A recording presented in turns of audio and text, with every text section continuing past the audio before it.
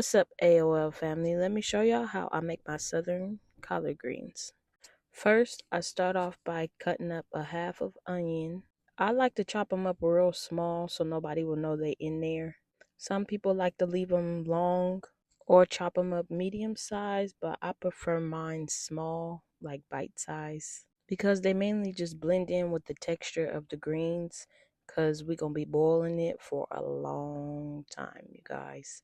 I started cooking this in the afternoon. Once I was done chopping up my onion, I threw some oil in a pot, got it hot, threw them onions in there, and I cooked them until they was a little bit translucent and sort of brown a little bit. And then I went in with my smoked turkey wings. Sometimes I use a smoked turkey leg. Sometimes I use the smoked turkey wing, depending on how I feel or what we have in the deep freezer at the time. And this time we had a smoked turkey wing. Once I threw those in a pot, I went in with some water. I usually use chicken broth, but I forgot to get some at the grocery store.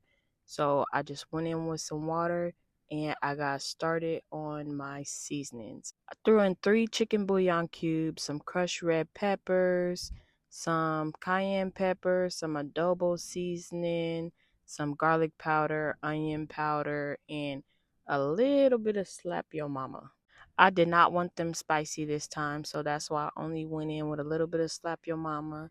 And then I also did some bold Creole seasoning and some Kerrygold butter and some brown sugar. Trust me, the brown sugar will not make it taste sweet. It'll just balance out the flavors. I let it come to a boil for 15 minutes and then I threw in 1 bag of the collard greens.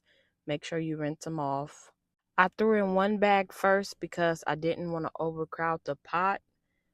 And if you're cooking for a large family, use 2 bags. I let it wilt down for 5 minutes and then I went in with the other bag of collard greens. Look at them, y'all. They look so pretty and it already had the camper smelling so freaking good. The kids was like, what you cooking? It smell good up in here. But anyways, I gave those a mix and I went in with the second bag of collard greens and I just let it cook down for about like 2 hours on low.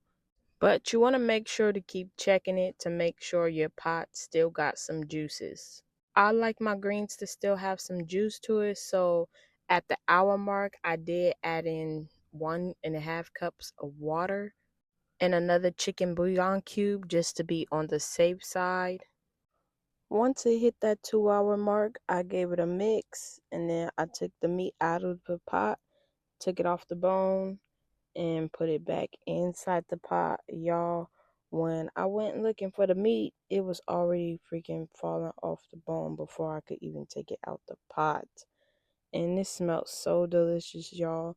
The juice was good. I tasted the juice and it was amazing. I put the meat back in the pot and I let it go for another 30 minutes and then it was freaking done. When it was done, my niece was right there and she wanted to give it a try, so I let her taste it. If you made it to the end of this video, don't forget to give it a like, a comment, and a share. And if you're new here, don't forget to hit that subscribe button and that post notification bell to tune in for more. Also, if you haven't tried your collard greens this way, I hope y'all try this recipe and let me know how it tastes in the comments down below.